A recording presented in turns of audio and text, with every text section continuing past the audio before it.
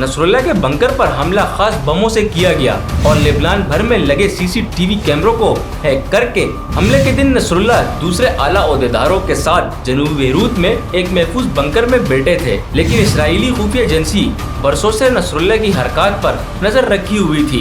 Nasrallah और उसके commanders पर ईरान का दबाव ताकि वो फौरी बदला ना ले, इस्राएली फौज ने 80 टन के ये बम गिराए। 27 सितंबर 2024 को इस्राएली फिजाइया ने एक बहुत ही मंसूबा बंदी के साथ हमला किया।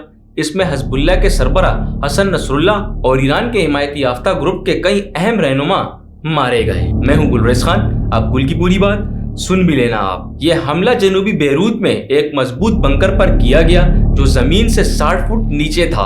वहां नसरुल्लाह और दीगर हिजबुल्लाह के रहनुमा इसराइल के साथ बढ़ती हुई कशीदगी पर बातचीत कर रहे थे। इस हमले को लेबनान के सबसे खुफिया और महफूज मकामात में से एक पर किया गया और ये इसराइली फौज की हालिया अहम कार्रवाइयों में से एक है जो मशरिकी वस्ता की सियासी सूरत-ए-हाल को बदल सकती है। ये कार्रवाई जिसमें नसरुल्लाह हिजबुल्लाह के रहनुमा मारे गए अचानक नहीं हुई।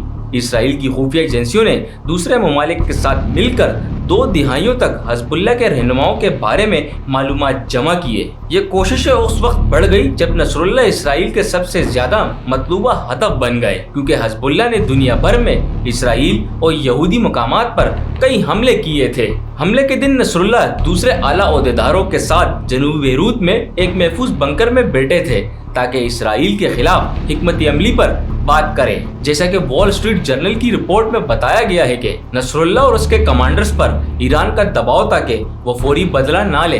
हालांकि हिजबुल्लाह और इसराइल के दरमियान कशीदगी बहुत ज्यादा बढ़ चुकी थी। वो बंकर जो बड़े हमलों से बचाने के लिए बनाया गया था जमीन के अंदर नीचे था, जिससे लगता था कि वो महफूज है। लेकिन इस्राएली खुफिया एजेंसी बरसों से नसरुल्लाह की हरकत पर नजर रखी हुई थी और जब हिजबुल्लाह के बड़े रहनुमा अपनी मामूल के सरगर्मियों से हटकर कोई अहम मुलाकात करते तो उसका पता चल जाता। नसरुल्लाह के बंकर पर हमला खास बमों से किया गया जो जमीन के अंदर 60 फुट नीचे तक जा सकते थे। इस्राएली तैयारों ने ये बम वक्फे से गिराए ताकि हर बम पहले वाले की जगह को मजीद घेरा करता जाए। आखिर में बंकर की हिफाजती दीवार टूट गई। इस्राएली फौज ने 80 टन के ये बम गिराए जो 30 मीटर जमीन या 6 मीटर मजबूत कंक्रीट में घुस सकते थे। ये बम दूसरी जंग अजीम के दौरान बनाए गए जर्मन बमों की तर्ज पर बनाए गए थे और इन बमों को वक्त के साथ बेहतर बनाया गया। हमले का नतीजा ये हुआ कि हिजबुल्लाह का कमांड बंकर तबाह हो गया और ग्रुप के कई बड़े अहम रहनुमा जिनमें नसरुल्लाह भी शामिल थे मारे गए। इसराइल की नसरुल्लाह को मारने में कामयाबी ज्यादातर इसकी हिजबुल्लाह के खिलाफ लंबे अरसे से जारी खुफिया कार्रवाइयों की वजह से थी जो 2006 की जंग के बाद से चल रही थी। इस्राएली खुफिया एजेंसियों ने हिजबुल्लाह के अंदरूनी मामलात तक पहुंचने का मुश्किल काम संभाला हुआ था जो आसान नहीं था, क्योंकि हिजबुल्लाह दुनिया की सबसे खुफिया भारी हथियार रखने वाली तंजीमों में से एक है और इसके ईरानी इनकिलाबी गार्ड से करीबी ताल्लुकात है। एक अहम मोड़ 2012 में आया जब हिजबुल्लाह के जंगजू शाम की खाना जंगी में सदर बशार अल असद की हिमायत के लिए भेजे गए। इस जंग ने हिजबुल्लाह को ज्यादा करीब से जांचने का मौका दिया क्योंकि इसके जंगजू इस दौरान मारे जा रहे थे। हिजबुल्लाह के जंगजू बड़ी तादाद में जख्मी हो रहे थे जिसकी वजह से इनके कई अरकान की जाती मालूमात सामने आ गई। इस मालूमात ने ईरानी खुफिया एजेंसी को हिजबुल्लाह के रहनुमाओं बशमूल नसरुल्लाह की तफसीली प्रोफाइल बनाने में मदद दी। इसराइली इंटेलिजेंस ने जदीद हैकिंग तकनीकें भी इस्तेमाल की जिनके जरिए हिजबुल्लाह के राब्ते, आलात, निगरानी के निजाम और यहाँ तक के गाड़ियों को भी हदफ बनाया गया। कहा जाता है इसराइल के जासूस हिजबुल्लाह के रहनुमाओं की गाड़ियों के ऑटोमीटर्स के जरिए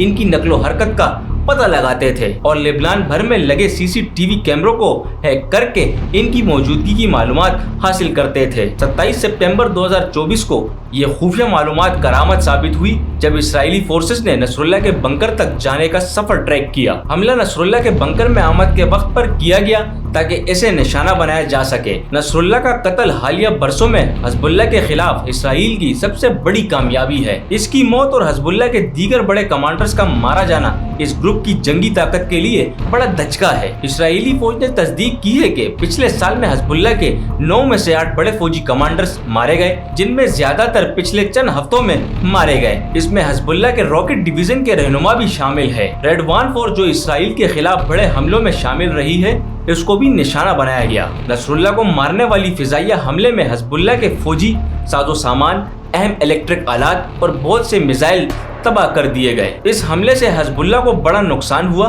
खास तौर पर जब इसके अहम रहनुमा मारे गए और इसका निजाम खराब हो गया।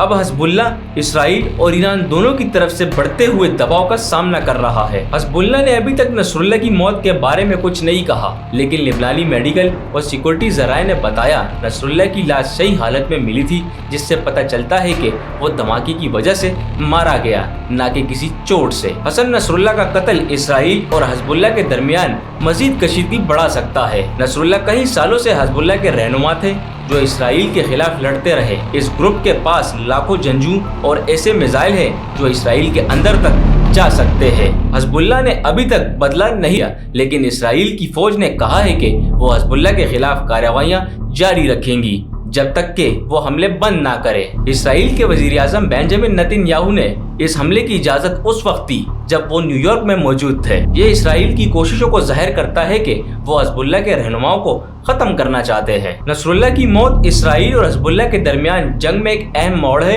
अब ये देखना है कि हिजबुल्लाह इस नुकसान का जवाब कैसे देती है। इसराइल के लिए अपने सबसे बड़े दुश्मन को खत्म करना बड़ी बात है, लेकिन जंग का मुस्तकबिल अभी वाज़ेह नहीं है। आप अपनी राय हमें जरूर दीजिएगा कि ईरान, इसराइल और लेबनान का मुस्तकबिल क्या होगा। इनकी कार्रवाइयों से पाकिस्तान का भी नुकसान होगा। अगर वीडियो अच्छी लगी हो तो प्लीज़ लाइक कर दीजिएगा और हमारे चैनल को भी सब्सक्राइब करना ना भूलिएगा।